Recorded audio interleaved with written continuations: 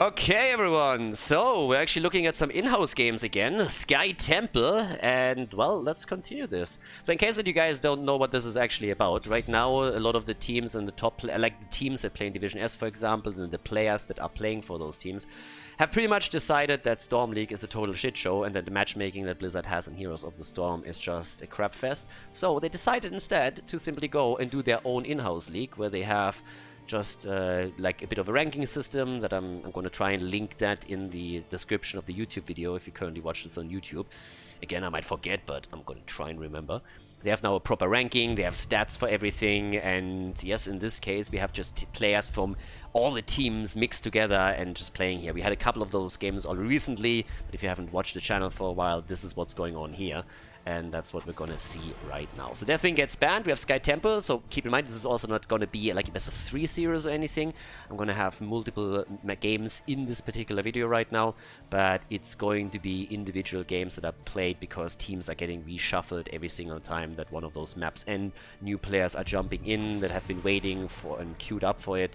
So this is how this is currently going. And all of those games are of course on pretty much the highest level of play in Europe, with a little caveat that it's not trained teams. So it's not like these teams necessarily have, you know, like only one support player. It might be a team in which you will find 2 support players, which then means one of them plays in an off role. Might still be a role that he's good at, but it's not like a trained team that maybe scrimmed a couple of times and played together in tournaments, but still pretty entertaining. And the cool thing is, of course, that you see some of these guys then also experiment a little bit and play some heroes or compositions that you usually don't see all that often.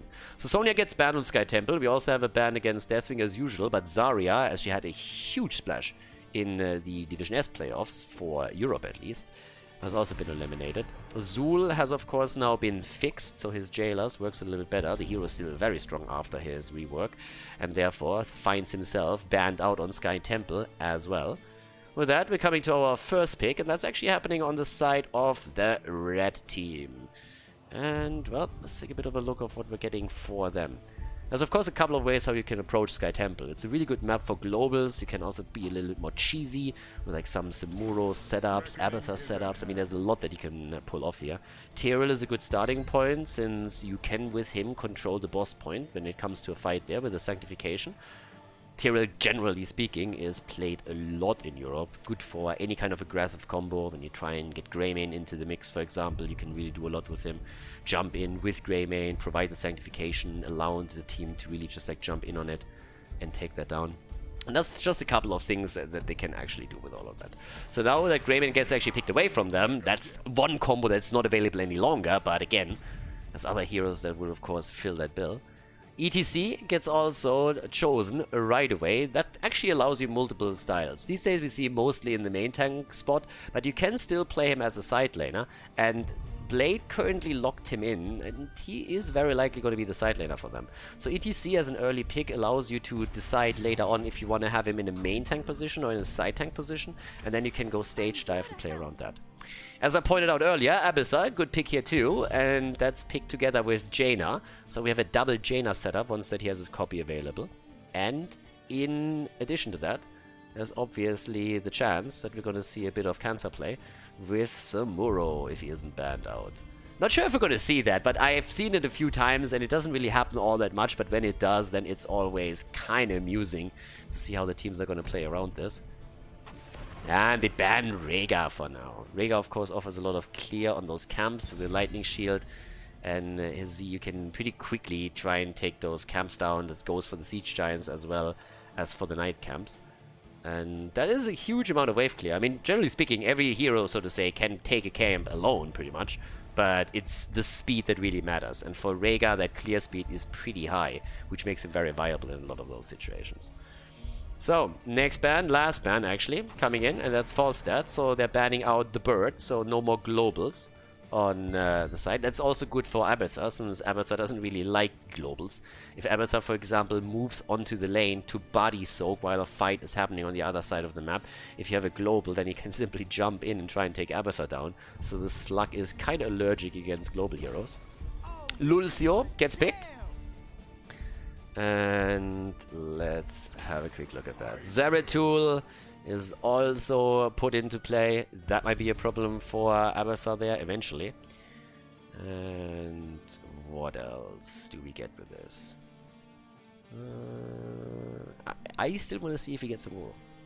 I thought it would be funny. Maybe not the most stable composition that you could go for, but it would be kind of fun. There's the Uther pick, so they have the support, and I assume that we're not gonna get some more. Would be kind of cool though. And well, nope, it's Phoenix. A little bit of auto attack. Interesting that they actually opted for Phoenix in the setup. Can play, of course, heavily also around his shield mechanic, which is kind of nice, especially if he's trapped on the side lane at the beginning. So that does a lot for you. But last pick, Quasi is going to lock that in. And let's see what we're going to get for them. They are still in a position where they could do well with another range damage dealer, but Chen works as well. Chen comes in. Sky Temple, ladies and gentlemen. In-house game. Let's check it out and see which team takes the victory here on Sky Temple. Game on, everybody! Whoop, whoop. On the blue team side, Ruzzo on Zeratul. Banana H at this point, playing Lucio. We got Blade on ETC, Quasi on Chen, so ETC seems to be playing in the main tank position after all. And Make on Greymane. And on the right side of the map, the red team with Sven on Phoenix, Shirionto on Jaina, Wit on Tyrael, Galnegulnar on Uther, and Koro is playing Abathur. Okay, pretty cool setup for game number 1. Already a start with Cleave as a level 1 talent for Zeratul. Chen, as usual, with the Eye of the Tiger. And there's the pressurized glance with Uther heading into the hammer of the Lightbringer here. So, bit of a brawl happening right away, and Make needs to be careful. Eats the full brunt of the burst damage that Jaina is able to bring to the table here. Yeah, nice. And Abathur, the slug, is sitting all the way up at the top. I gotta admit that I'm not really that sold on the red team's composition. I think the early start with Abathur was definitely promising, but right now I'm looking at this and I was like, I don't really know if that's really the play there. So, time will tell, of course, but I would be a bit cautious on that end. Banana H also needs to be a little bit more cautious, and at least in this case he wasn't, and that's the end. Lumberjack Uther takes him down with a quick swing of the axe, but the counter kill against Jaina. And Galnegulnar is also dead, so that's a 2-for-1 trade in favor of the blue team. Well played. Got the block party on level 1 for ETC. The party animal going strong here again. And the Quasi is now going up against Sven. Now, again, Phoenix can be played as an offlaner. Pretty much what you want to have from your offlaner, you want to have wave clear, check. You want to have the, in an ideal world, any kind, a tool that helps you to escape so that you can dodge out ganks, check. And you want to have some kind of mechanic that sustains you on the lane. And the shield mechanic does exactly that. So him being ranged helps, of course, too. And there's the kill against Uther. Very aggressive play now from the blue team. So Phoenix is definitely a hero that can be played in the offlane. The problem is that as the game continues, if you don't have a second melee at the front, and oftentimes a third melee, you will have trouble sustaining yourselves through big team fights. And that's why Phoenix has fallen off as a side laner a little bit. He was still played occasionally on Brexit Holdout, for example. But in this case, since they play with Abathur, it's a bit of a different story. And Abathur is actually taking a very aggressive position here in the middle of the map. I mean, damn, that is way too aggressive. Barely gets out as Zeratul started to rotate in, but that's a bit of experience at least soaked. The fight at the bottom of the map continues, and in this case it could mean the death of Lucio. No, ETC dies. And yes, big brawl here. Damn, nearly a kill against Make. Sven working in some decent order attacks right here. I like it. But honestly, that's a really aggressive game that we're looking at right now. Pretty happy with that. At least the opening is awesome. Adrenal Overlord is also now being played. Okay. So no needle spines for them. Instead, auto attacks is what we're looking at. Rotation topside. Sven already pushing this out too. Trying to make his plays around here. Then again, as we're jumping into this, Marco and his boys are taking the camp. Red team is also thinking about taking the Bruiser camp right now. Temples are up. Could be an even exchange here. Top side seems like the blue team is going to lock this one in. But nobody's really moving into the middle of the map yet. Zeratul is pushing out the bottom and is easily getting the experience there, so that's not really a big problem for him. Could also take the fountain down sooner rather than later if they want to prepare for the next objective. But that's a lot of shots fired against the red team. Now the problem that they have is of course that with Abathur they are still able to go for ganks and set themselves up in a quick situation where they have a slight lead. Talking Abathar, he's actually getting chased here as well a little bit. Yeah, careful, Goro. But you don't have that 15-point pool in a team fight. And that's a huge problem if you're playing with Abathar early on. So you want your level 10 as quickly as you can so that you have the ultimate evolution in. But in this case, it's just a bit of a different setup. And it makes it really tricky for the red team to go for the early objective. Which is why so many shots are now being fired by the blue team instead, as they are taking not only lead in experience, but more importantly so, a big lead in structural damage. Now, Abathar can deal with that a bit, can drop the mule, for example, over here. So the blue team has to try and shut that down as quickly as they can. But that is a big opportunity for a fight, and they take it with a kill against Jaina coming in instantaneously. With, in this case, Banana H can't get him. They nearly get a kill against Uther, but one kill was enough for now. Now, Abathar is still soaking the bottom of the map. The shots are still getting fired. Mule is repairing the fort in the middle, so that's something that could be attacked. But they need to make sure that they just take one structure down, no matter which one it is. Because, as I said, if you don't do that, Abathar with his Mule is simply going to repair all of this, which is one of the really cool things that he has in his arsenal. So you want to try and push those structures as quickly as you can to get the full value there. Or you're just going to lose out on some of those shots pretty much, if you think about it like that. That being said though, 9 against 8. Now the boss is up on the map since we passed the 5-minute mark.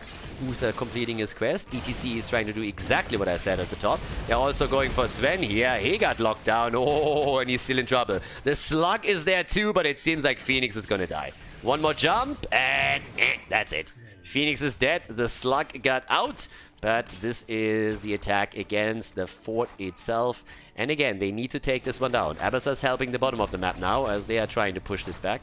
But with the next minion wave at the top side, the two frontliners are sealing the deal to ensure that Abathar cannot mule this one up.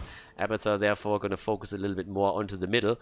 But that fort down is of course a huge lead now for the blue team as they grab level 10 abilities. Much earlier than their opponent, and have now a chance to push the bottom of the map too, especially taking down that fountain would help them a lot. ETC still with stage dive, so we are going to see that top lane hero with some global pressure that he can utilize. Well, Zeratul hasn't made a choice yet, but I would still assume that we see Might of the Narazim here. I mean, this is the standard talent in Europe these days. It would make very little sense to go for anything else. They're trying to go for the kill first, and bullet came out. There's one kill. Can they get Uther? Slide? No. Cooldown not really working with them.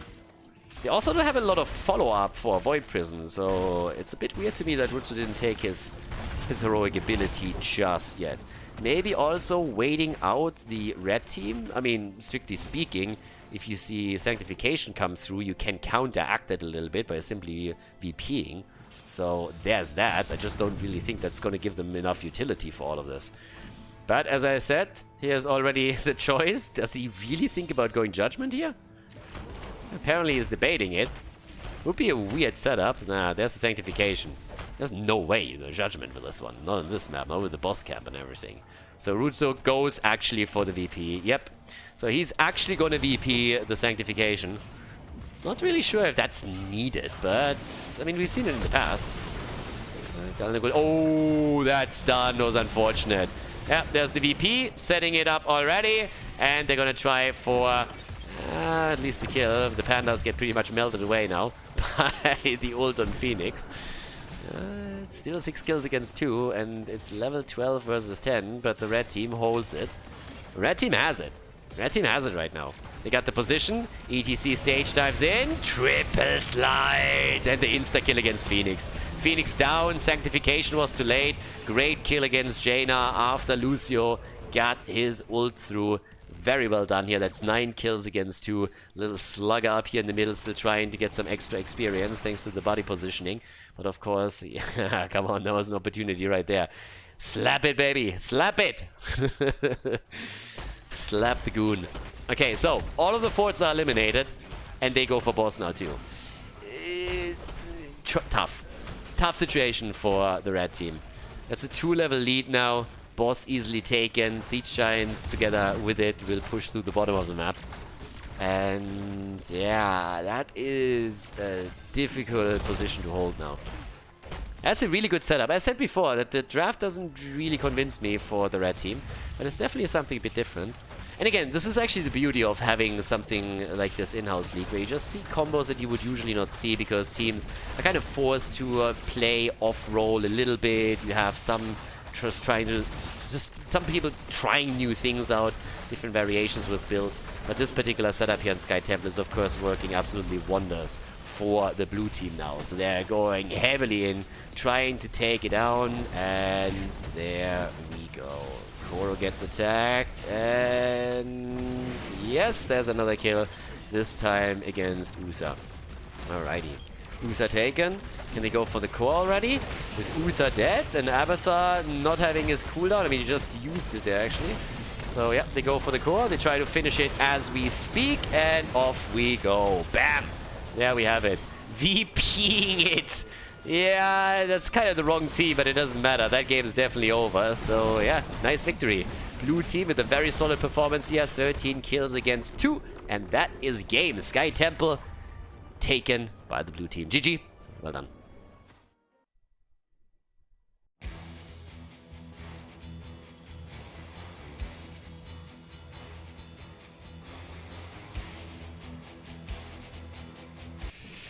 Alright, in-house games. Infernal Shrines is the map. Players have obviously been switched, and off we go. So, let's check that out quickly.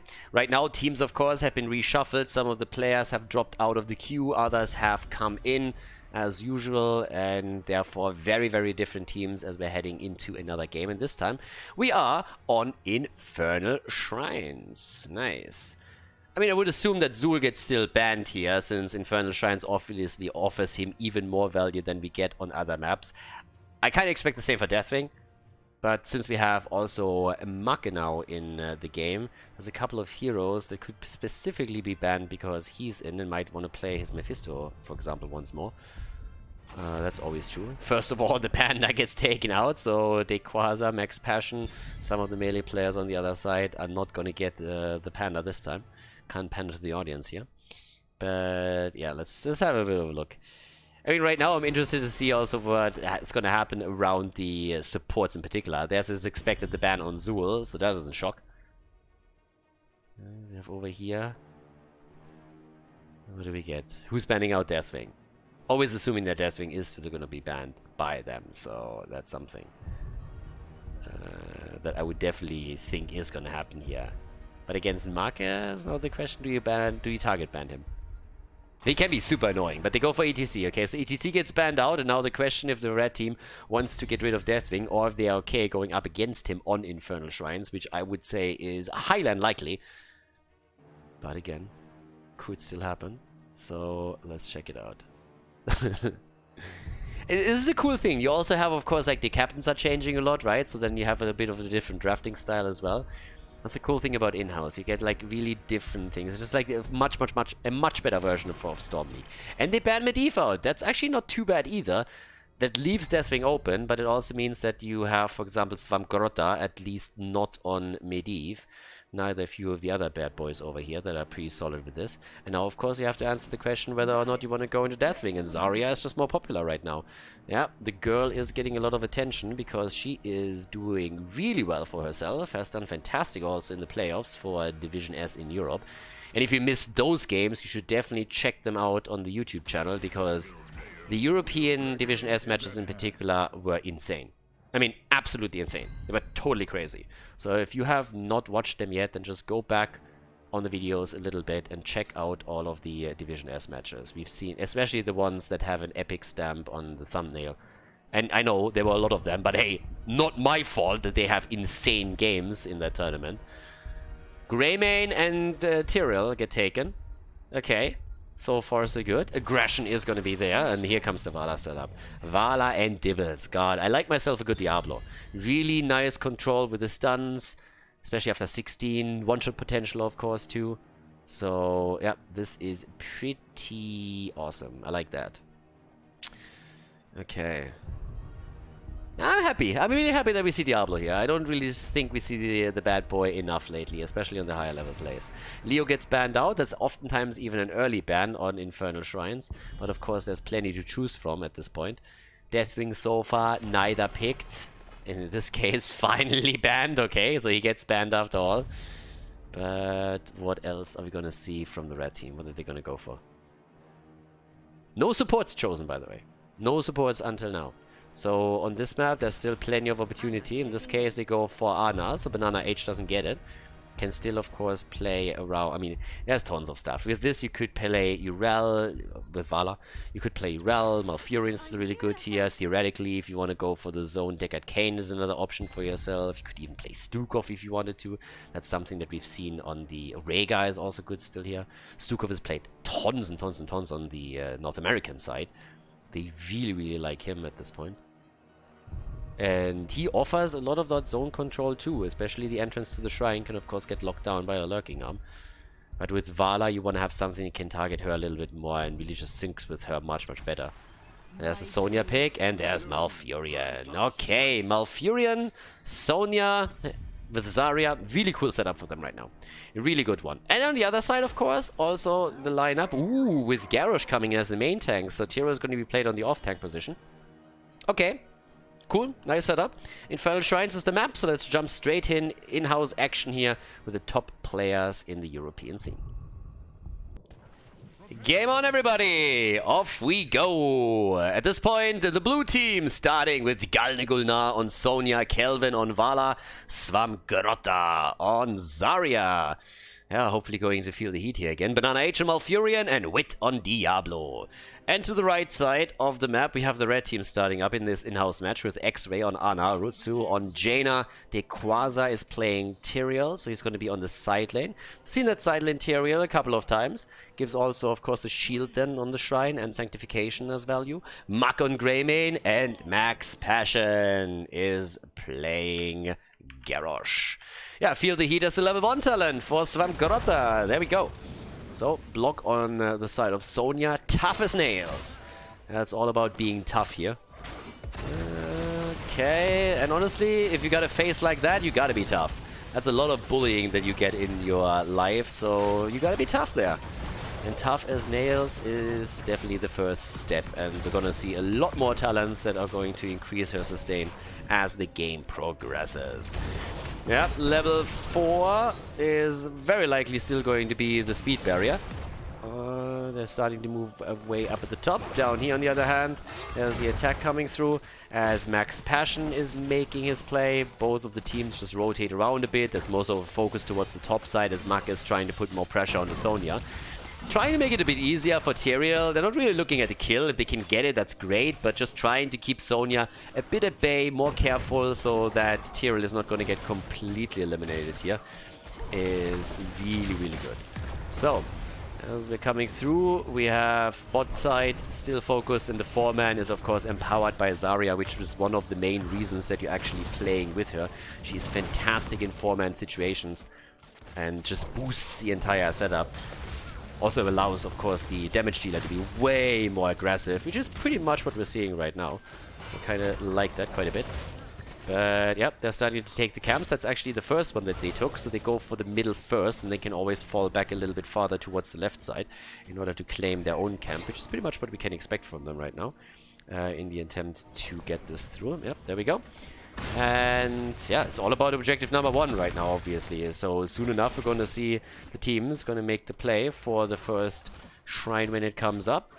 And then also the shaman camps have to be taken to get the top lane control set up. Especially since we have the first shrine activating at the bottom of the map, which is actually really crucial here. So it's far removed from the top lane where you will see the camps move, the shaman camps move through. So if played correctly, timed correctly, and a long fight takes place at the bottom of the map, then you have a good chance here of getting some damage against the wall, and maybe even the fort itself, if you of course can. There's still the heavy pressure at the bottom, and that is going to continue for quite some time. As I said previously, if you have a 4-man with Zarya, she's usually really strong here. Garrosh already getting a little bit angry, throwing minions around because he can't get any heroes here. Yeah, there's that. It's the warm-up. As I said, it's always the warm-up. If you're Garrosh, you don't want to lift heavy, and that Diablo is going to have a lot of hit points. He's heavy as fuck, of course. And Garrosh is just going for a couple of warm-up sets against minions before he starts to flip them for real. And there we go. But he overextends slightly. And yeah, lift with your knees, baby. Lift with your knees. And, well, there we go. taken down and eliminated. The first blood actually in this game. They're looking for a follow-up kill, which at least right now they can't get. But still sitting tight there. Alright. And now of course we have this one popping up too on the map. So that's another one where they can immediately try and grab this. And they're already on it. The shrine gets focused on, but Tyrael jumped away from it. Still up for grabs. Only one team taking the camp. Thankfully for them, the shaman gets actually now focused by the tower, so that's going to prevent the worst. This could have definitely been way worse for them up here at the top. So right now they don't have to be too afraid of it.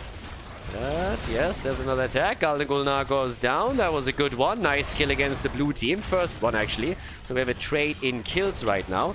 Job well done thus far. But it still seems like the blue team is going to walk away with Punisher number 1. They have 38 stacks against 9. They go for the kill against Tyrael. They get this one too. And so far, so good. Nicely done here. Okay, well played. So, that now in. What else do we get? Bot lane pressure. That's of course what they're looking for. Trying to take this down as quickly as they can here. And with this entire setup, it seems the fort is already foregone conclusion, the destruction of it, especially since up at the top, Greymane and Tyrael are going to play against Sonya again. So that entire setup is going to murder them. I mean, if Sonya doesn't die topside, then this entire commitment that we're seeing from the red team is going to be pretty much in vain. So they need to be really, really cautious with that. The bot lane, yeah, damage is taken here, but since there's nobody in the mid lane defending, that's not only an opportunity to go for a play trying to take maybe the fountain down, but they could even take the wall and maybe a few of the hit points on this one too. So, yeah, this is getting a little bit dicey. They need to be very, very careful around this now. And, well, let's actually see. Take a little bit more there. Yes or no? Nah, that's all. 2 kills against 1. Again, it's an early lead for the blue team, so it's pretty impressive. They were able to take the fort. They were able to take a lot of damage or structures down in the middle. There's actually a lot to be said for that. Question is then always, can they carry that into level 10 and then into the second objective? Or is the red team going to fight back at some point? Because they still have good tools. And once that level 10 is in, there's obviously a lot of tools that they can use in this too, just to set themselves into a good spot. I mean, we're talking about Sanctification with Greymane. We're talking about Water Elemental with Nano Boost, which is also going to be pretty great for them. So there's a lot of really good tools that they have after level 10 to win a fight over the objective and maybe push them back. The control of Wit on Diablo is going to be super important, but also that Vala can just be so much more aggressive in this game is going to be really, really cool for the blue team, just to go for the counterpart here. The multi-shot build on the Shrine is highly effective. It not only gives you additional minion stacks on the objective itself, but it also, of course, allows you to just poke damage against your opponent continuously and get them low slowly, which is pretty much exactly what you want here. So a really good setup, and an early level 10 maybe even, with now the rest of the team starting to move in, even waiting it out a little bit, hoping for level 10 to come through. There it is. There's going to be the attack right away. They try to go for the fight, and already the Twilight Dream being used. Garrosh is down. And with a strafe, they're forcing the rest of the team back quickly. Nicely played. 3 kills against 1. Level 10 on both sides, but still the lead for the blue team as they use Zarya once again to just push through the wall in the attempt to take the top lane already down a notch. And so far, it's working out really, really nicely for them. So this is a really good setup. Zarya down though, so they're fighting back a little bit. One of the reasons is that Sonya isn't here, so she can't actually participate in this. And Wit gets dropped as well, and he is losing all of his stacks. So he was actually fully stacked. And that's a bit of a bad timing, because once that the next shrine is up, you want to fight with full stacks if you can. So I would have probably preferred to just simply lose the time, be dead for the entire duration, but that's not quite the case. Garrosh is coming down here, trying to get a hold of Sonya, who simply jukes him out, easy peasy, no problems here. Another camp taken, top side. I like the timings that we have from the red team. They're actually doing really well with this. So now everybody else is starting to move down because they anticipate the rotation of at least Garrosh. There's the wall stun, and yeah, he's trying, but he gets killed. A really good trap. I like this. Chinese bush meta as its finest. So they moved straight in and took it down. By the way, for everybody that is listening to this and immediately is just like, China, coronavirus. It's not about that. So Chinese bush meta is pretty much because the Chinese teams at the beginning of Heroes of the Storm were always the ones setting up traps in bushes. And they did that so diligently game after game that it was then called Chinese bush meta. So yes, even in the days of coronavirus, not everything that is related to China has to do with it. But with 12 stacks against 15, Vala is still occupying the top lanes, and she's trying to take the camp down and ensure that it's not going to go through the fort. Everybody else, as they are starting to move in now, is already focused on the objective. And Vala's now joining the fun. Sonya gets moved in, the taunt, and space created by Zarya. Nicely done, and what an apocalypse as the follow-up. Max Passion is in trouble. Haha, bullied into the Twilight Dream. Wow, well played here. Great combo from them. And now they are looking at 5 kills against 3 and a Mortar Punisher to boot. Yeah, well done. That's really the opening that they needed to secure Punisher number 2, level 13 talents, and can now, of course, push straight up through the middle in another attempt to take this one down. Off we go. 4 down, that's a given. Question is simply how much damage can they do here. They should be able to open up the wall.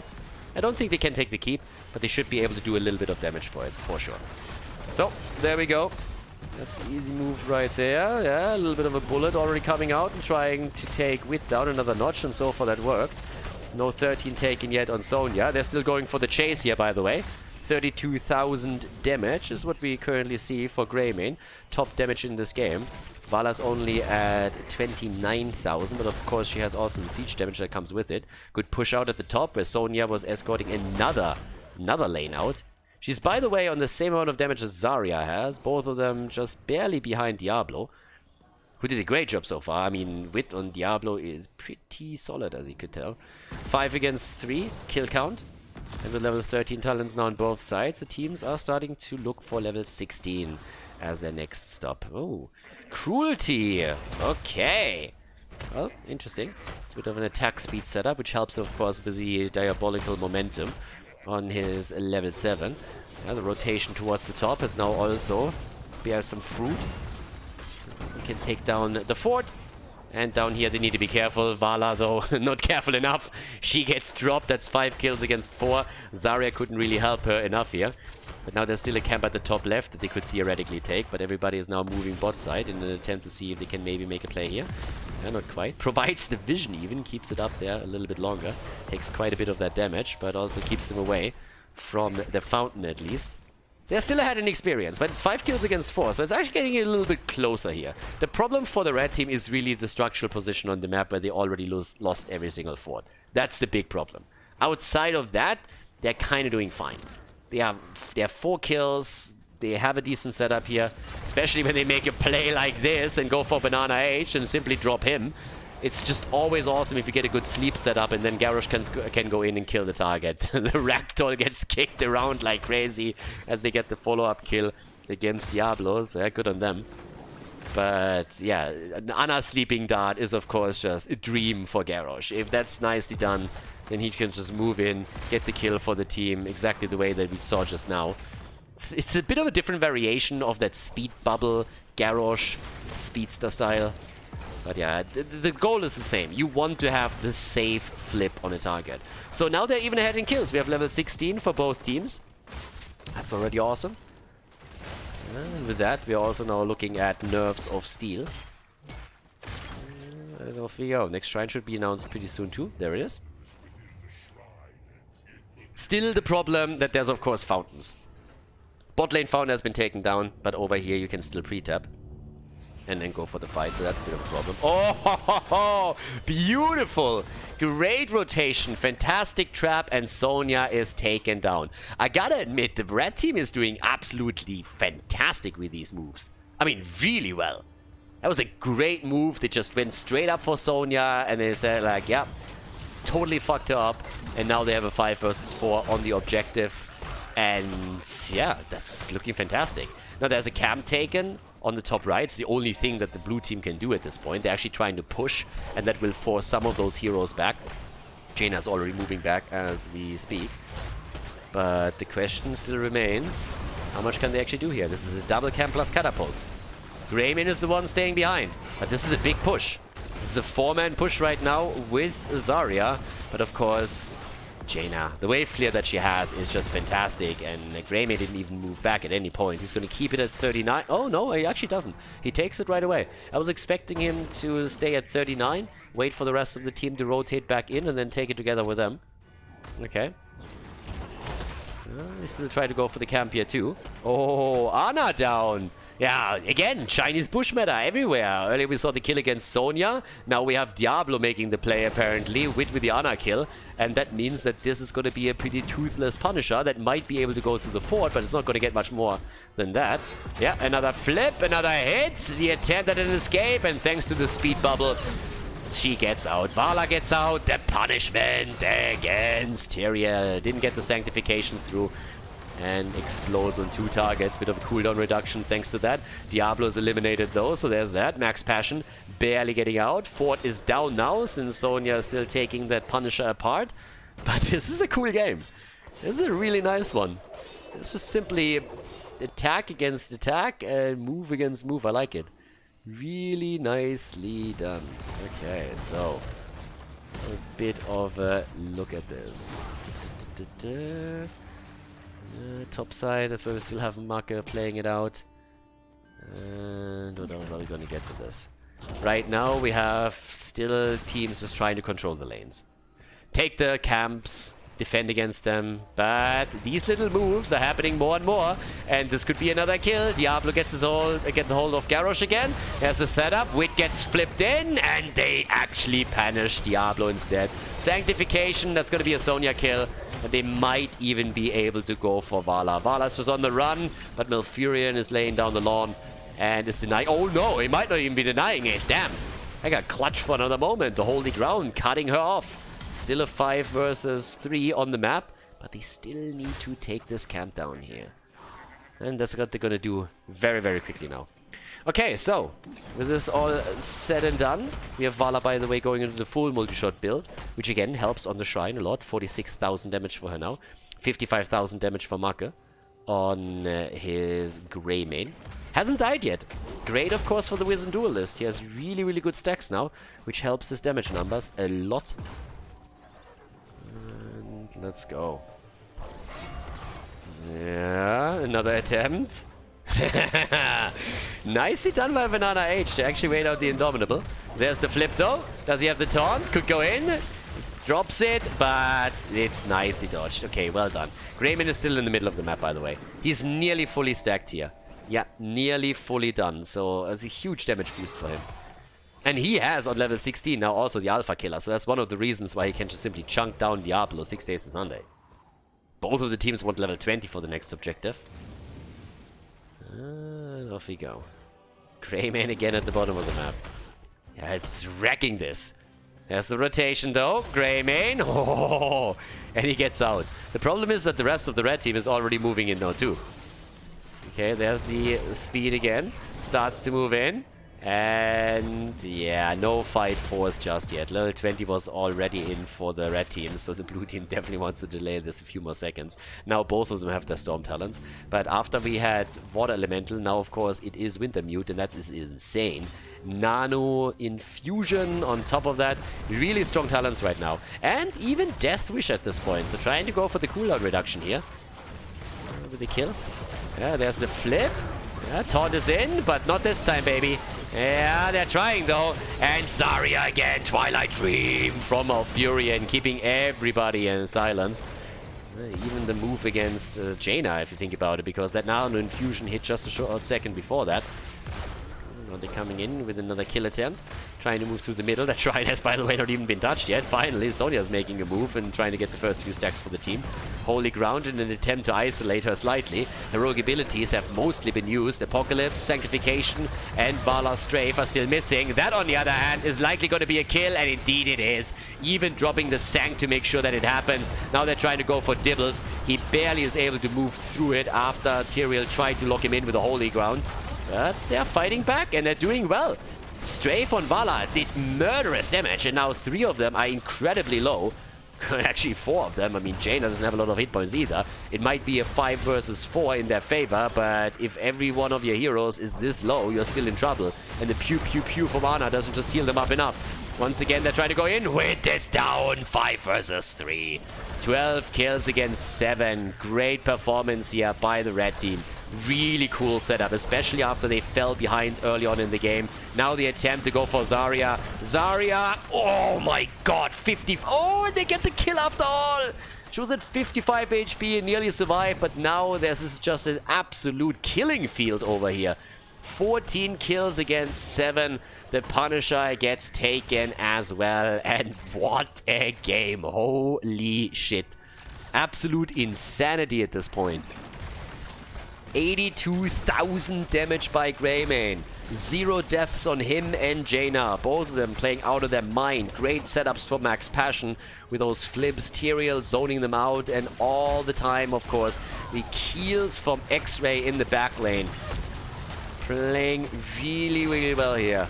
Yeah, his backline performance here so far great. They move through the sidewall in an attempt to force the issue. They get the kill against Vala, the damage dealer down. And with that, we might even see game here. If Vala survives, that's a different story. But the kill against the main carry is, of course, a disaster now for the blue team. The Punisher gets baited down to the bottom, but the core already attacked. The shield gone, and Greymane is just murdering that thing.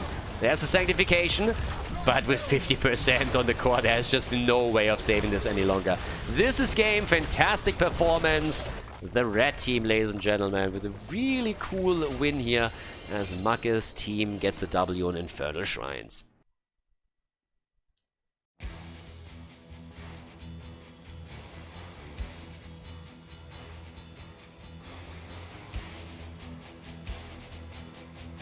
More in-house action on Tomb of the Spider Queen, and once again the teams got shuffled a little bit. Red team is actually looking pretty strong here, so let's see what we're gonna get on Tomb of the Spider Queen. Kind of called the map too before they even started it. Pretty happy about that, honestly. That's a really solid map where Nick, now that he plays, could theoretically also get his hands on Kerrigan again.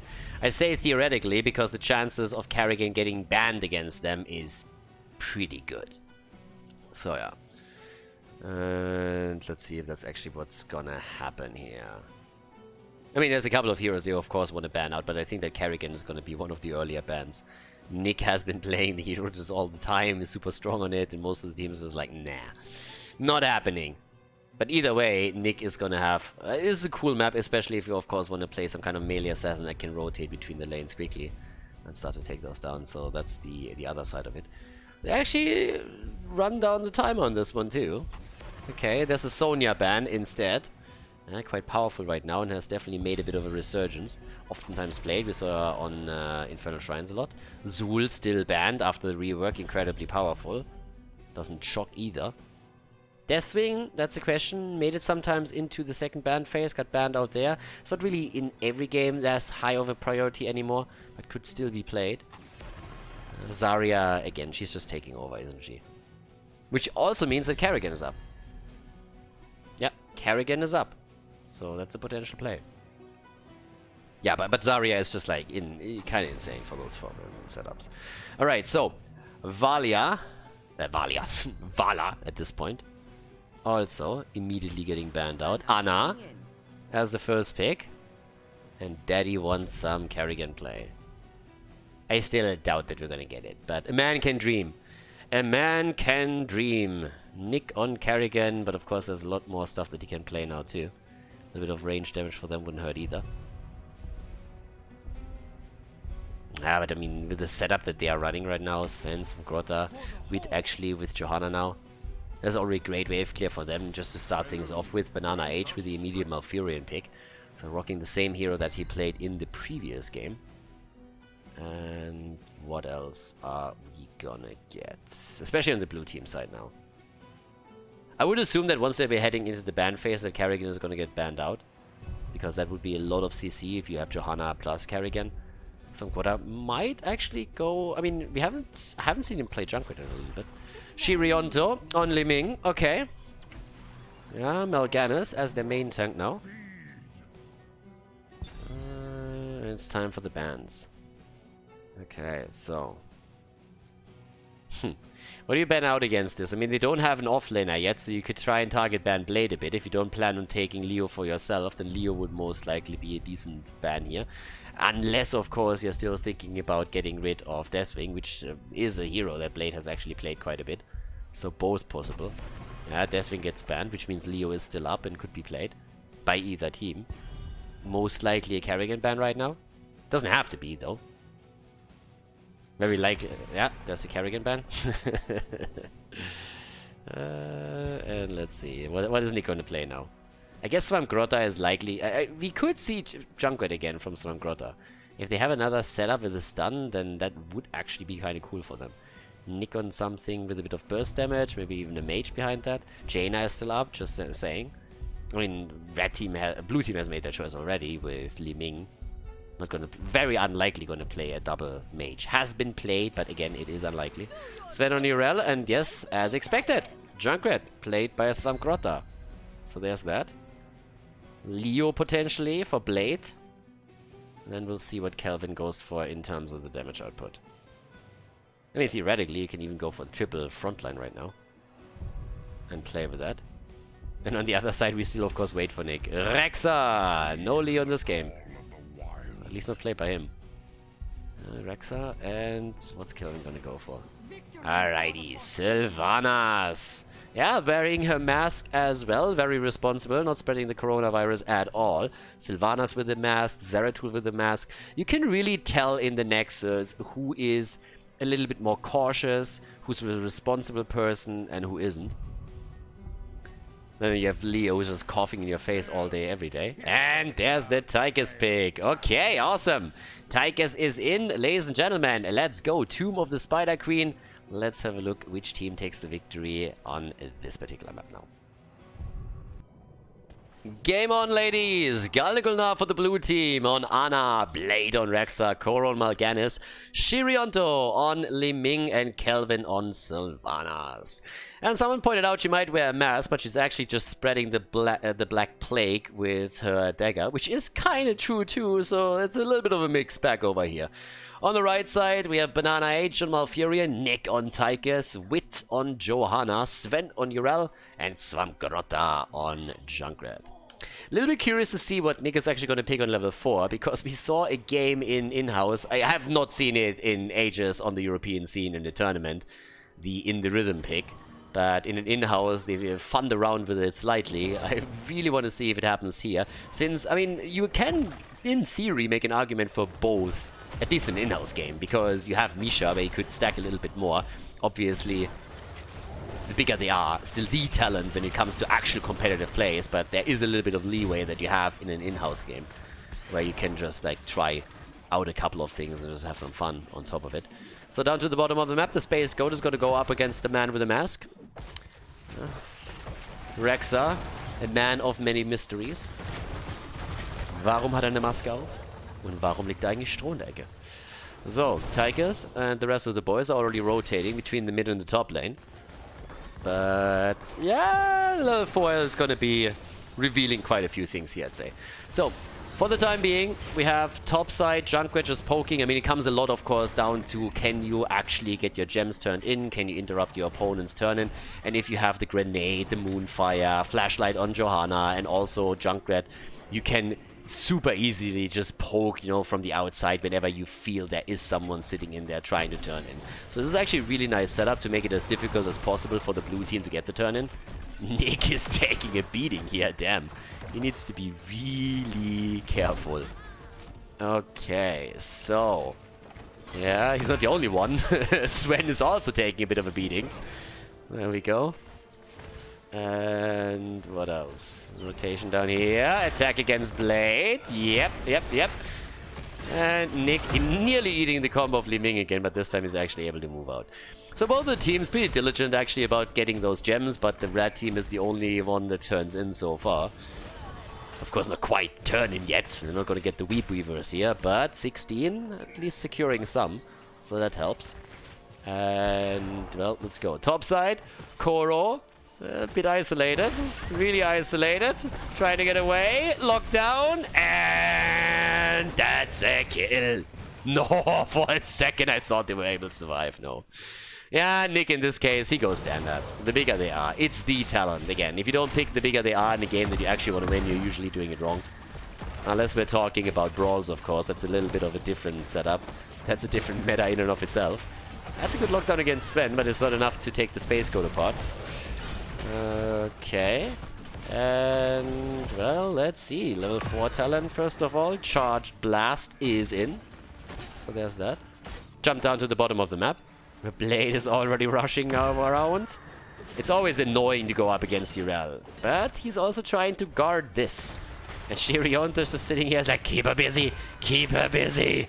Trying to get the Siege Giants, and I think it's going to work out. So yeah, we're gonna get the Siege Giants here. Same time now, Nick is starting to go for the attack again. That's only one kill so far, but Sven... Oh, and the kill! Nice! Gems got recovered, so there's that. That's still the kill. And by now, we have enough gems for pretty much both teams to turn in. Now, they're like 2 and 1 gem short, but they will get that in just a second. So, there's that. Top side, that's currently where we still have our 1-on-1 setup between Sylvanas and Junkrat. That has been the battle for quite a long time now. Red team already has enough gems to get the turn in. Svamgrota needs to be careful here. He holds 19. Can't really die now. You know, the level 7 talents, which give us Calamity, as usual. What else is gonna happen here? What's the level 7 talents on the other side? That's most of the question. Alright, the kill against Malfurion. Damn! After initially we saw the red team making some really good moves, now all of a sudden the blue team is turning around quickly. Not only going for Malfurion, but trying to take the Space Code apart again, and indeed they do. So both teams can still get a full turn in, which is actually what the red team is working on already at the top, but it is definitely starting to become a bit more dangerous for those red team heroes on the map. Uh-oh, Blade! Blade! That's 11 gems right there. The grenade was actually not good enough. Nick unfortunately pushed him out rather than in. They nearly got a kill, but they didn't. That could have been a big loss to them. But okay. There's a push now through the middle of the map. Bot lane, of course, is also in a really good spot. That Web Weaver is pretty much just dropping right in front of the gate itself. Mid lane fight. Koro might be in trouble and gets out. Bot lane, Sylvanas is still in the middle, rotating between middle and top now. At the bottom of the map, Raxa takes over. Down here, damage dodged. These Web Weavers, I mean, how much can they actually get done? So far, it looks like the only thing that we're going to see destroyed are a few of the towers and the wall, maybe. Bottom of the map, that's also where the setup is just now panning out. Okay. And they're going to try and go for the 40 if they can. But they can't get it at the top. There's a bit of damage. I mean, again, they take the fountain nearly down. They haven't quite gotten it, but they took down the wall. They took the wall in the middle, and I guess at the bottom of the map, a similar picture. Fountain actually falls in the middle and the bottom. This is actually better than I expected after the initial setup. Oh, and that would be awesome. If they can get that kill, that would be great. Space Code once in, but Malfurion is dead in the back, and once more Blade survives. And they're trying to turn it around against Sven now. The Space Code jumps out. Nick again with the damage. And yeah, you lead with the D, you lead with the minigun, and then you go straight in with the overkill and try to get that damage through. And he is rewarded as being the top damage dealer in the game right now. 24,000 for him, just chunking down those frontliners whenever he gets access. That's hard. That hurts. Oh, maybe not. Nice. Sven. Yeah, gets out. Great. That actually is where Divine Steed gave him mad value right now. So he's actually recovering most of the gems that they were holding. That's pretty awesome. That's nice. And they're still pretty much uneven with their opponent. But look at the kill count. That's really the big one. You have 5 kills against 1. And if that trend continues past level 10 now, then whew, that's going to become super spicy here. So, yeah. Already, the fight in the middle. Sven is starting to jump in as well. And there's another hop and a kill. Twilight Dream kill. Oh boy, they just got 2. Misha tries to get the gems and actually collects them. Nicely done. Blade is locking in a lot of those. But that is very tricky. I mean, it's really tricky now to get value out of the Web Weavers. Really difficult. With 2 heroes down, your opponent has a fantastic chance of taking those without just losing too much. They're probably going to lose a few of the towers here on the map in general, but they will defend fairly well. Top side, mid lane have already been defended. That was actually great. And at the bottom of the map, it doesn't really seem like they're going to get too much out of this either. So now we have 20 HMs here. Blade gets out. Wow. Clutch. That one was clutch. Siege Giants will be taken at the bottom of the map. It's still level 12 versus level 12. It's actually a fairly even one up to this point still, which is impressive. But there's a slight advantage for the red team. Despite the fact that they're behind in kills just by a little bit, the structural damage that they were able to unfold or unleash on the opponent's outer ring of defense was pretty solid. Taking the fountains down is making it harder for the blue teams to sustain themselves there. And they have also the gems for another turn-in, so they could, in theory, with level 30 tiles in particular, get this now. Already trying here. And Koro, blessed shield, set up, and that's likely a kill.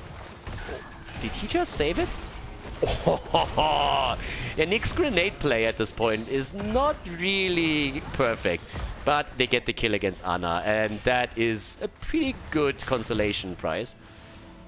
Yeah, level 13 comes with it, and that's a completed turn-on, of course, now too. Yeah, they can get that whenever they want to. There it is. Red Web Weavers are going to come down. And that is an opportunity to finally take a fort down, I'd say. There's at least now the Neo Steel coding also for Nick. Level 13 on both sides. We actually see the Windrunner taken at this point. Okay. And, well, let's go. Mid lane seems to be the center of attention. For now, at least. As they're starting to make their way in. Yeah, top side guards also attacked though. Junkrat is the only one pushing it, but that's more than enough. Malfurion, on the other hand, and Jojo are both instantly dead. But the counter kill. No way. Khaldor, Ana on the run. Juked her own movement speed working against her. Oh my god, she completely overshot. She's just too fast and too furious. At least Junkrat got some value. He's sitting at the top layer saying, what are you plebs doing? This is how it's done. So that was actually insane. Juke Master 2000. Holy shit. Nicely done. First of all, the insta-kills, of course, against Malfurion and Johanna. That shut down the push very quickly. And then the play here in the middle. But both of the forts still have taken a lot of damage. One is at least down. But of course, that push didn't really do a whole lot for them. So that's unfortunate. Nick keeps, by the way, doing this. These grenades that push the target out instead of in. It's a bit tricky to time with a lot of these mobility tools that we have. But still, Blessed Shield is out. But they can't get the kill. The Condemn was a nice start. But still. Yeah, there's also, again, the setup with Rexa unleashing his ult. 7 kills against 4. Still in the lead. The problem, of course, is the amount of gems that's being held now by the blue team. But this is a kill. Nice. Earlier they couldn't make it happen. Now they get the kill. Also, of course, take a few of the gems away. But that's only a tiny portion.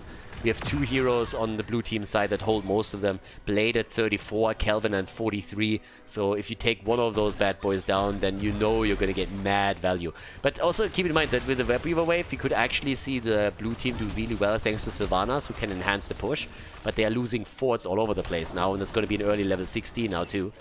Wait a little bit low. Oh, yeah, but he's not the only one. Especially Li Ming needs to be careful here. They go for Misha. That is bear abuse right there. I can barely stand watching it. An impossible situation that we have to deal with right now. But, yeah. Okay, so 16. That's on the board. For that, we have also the Titan Grenade. It's a small advantage in experience, but still it's there. And they get another turn-in. They have actually a second turn-in now, too. So, with 60 gems in their hands, that's the opportunity to make that happen. Top right, there it is. And let's go. I gotta say, I really love that we have like these mixed teams in in-house games. It's actually fantastic. You just always see something just a little bit different. Players somehow moving away. Oh, talking about players. No, not again. Okay, Wit is able to move out, but that looked scary for a moment. I really thought that they would just lose it again. But they can turn in now. Wit is holding all the gems for them. Over here. Don't lose the goat. They get it. Yeah, the Blessed Shield. Oh, Mal'Ganis! No, he's dead. And there's Odin now too. They're pushing them away early on. And this is the Web Weaver wave that is supposed to take the keeps down. 48,000 damage by Tigers, 41,000 by Li Ming, and it is Web Weaver time, baby. And down to the bottom of the map, that's where Siege Giants are pushing as well. Swamp Grotta still in it to win it. They go for Misha again, and yes, that is that. Unbearable. Okay. Bot lane gets pressured, mid lane, top lane, all of them are getting pushed, and the Web Weavers are actually homing in on those gates very early. All the lanes were pushed out as this was taken, and off we go. At this point, we're seeing them jumping in, and this is actually a pretty solid opening of the wall. The one in the mid lane has received a similar treatment. Up at the top, you can see the same thing, of course. At least the Web Weaver is about to be taken down, but there's still a couple of Siege Giants to be dealt with. And they are now nearly a level ahead. More than a level ahead, actually. And top lane is still getting value. The top keep is actually suffering quite a few damage points. Down here, they're hoping for a kill, but they can't get it. But the Web Weaver's up at the top. That's a different story. And someone has to rotate and has to rotate quickly. I don't think that the keep is going to fall, but it's going to take a beating. And Sylvanas is the one to move up at the top, trying to take it apart. But the keep is low. Very, very low. Lost more than half its hit points. Now, there are still a lot of gems in the hands of the blue team, so theoretically speaking, they can pretty much get a double turn in. They're not quite there. Well, actually, at this point, they are there. They can get the double turn in. You have to also consider that the red team had 2 additional turn-ins. 2 more turn-ins than their opponent. So, if both of those turn-ins come through for the red team, we're looking at a very, very different situation on the map. Very different one. So, yep. Right now, the attempt to do exactly that, but keep in mind, I mentioned it at the beginning of the game, there is tons of interrupts available to the red team. The space goat, ooh, hitting that R button just in time. Blessed shield, nice. Can he get the follow-up? Nice, Swamp Grotta, he's always there. Fucking Swamp Grotta, seriously. I mean, yes, Malfurion goes down, the fight turns against him, but it was another beautiful combo with the stun into a mine. Swamp Grotta on his Junkrat is always following up on these moves, but still, they lose 3 heroes. They have no problem with the Mal'Ganis death, and now they're even trying to go for Sven here, and I really think that the Space Goat is likely going to fall too. That's 12 gems in her hands. And, yep, there we go. Homing it in, and that is a big opening. We're talking boss, we're talking turn-in. This is a fantastic setup all of a sudden for the blue team. They still have a lot of structures to go through. They haven't really taken anything down, but this is as good as it gets for a late-game push. The only thing that they're missing is level 20, honestly. Nobody can stop them from claiming this.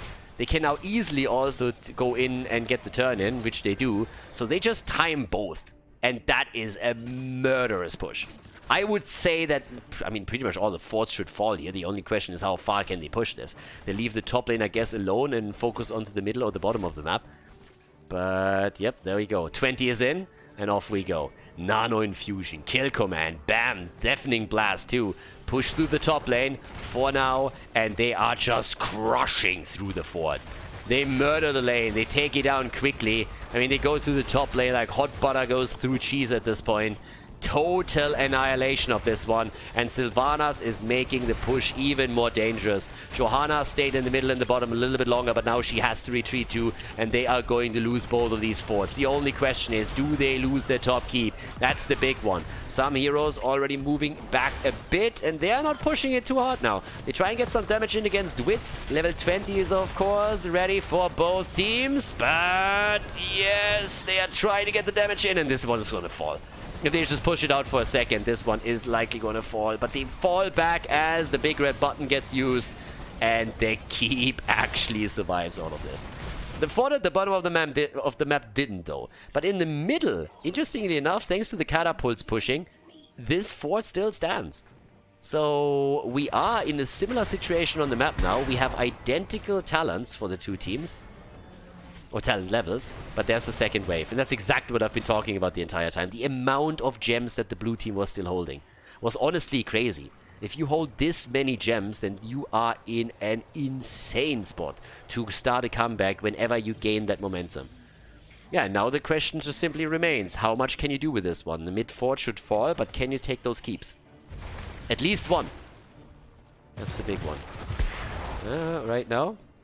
top side is already getting attacked.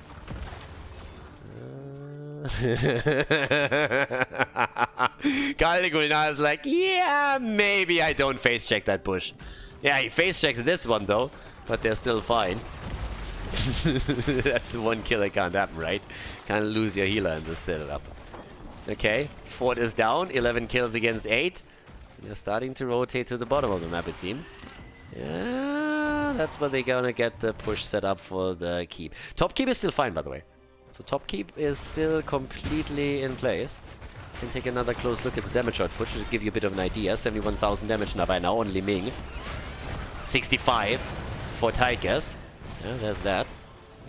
They still fall back. Haha, it's gonna be a long one. Yeah, we're gonna cross 20 minutes for sure. More than that. We're gonna probably get a lot higher in levels as well. And the only player that hasn't died yet is actually Sylvanas, Kelvin. Kelvin hasn't fallen.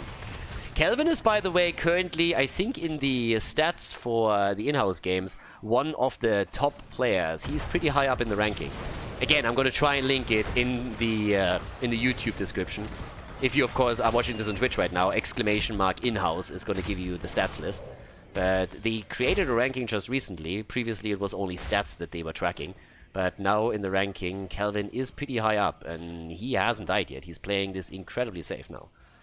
So, at this point, let's see who... I mean, what is actually up on the map? There's a camp that you can take here. That's pretty much it. You have to defend the one in the middle. It's all about getting gems now. Both teams have roughly the same amount of gems. The big difference is that the red team turned theirs in. And the boss is not going to come back up for another minute and 10. Yeah, so, for now, Sonya is a little bit far out, but good use of the Iron Skin prevents it. The stun from Misha. But again, 46 gems have been turned in already. Ooh, 60. Yeah, there's another 3. They need 2 more. They are so close. This will become really interesting here. Turn in, Blade, 44, and he has to abandon it. Abandons it, and there we go. Nick wants to turn in 2. They hold 3 gems. They could easily move down to the bottom and turn in there as they're pushing the opponent out.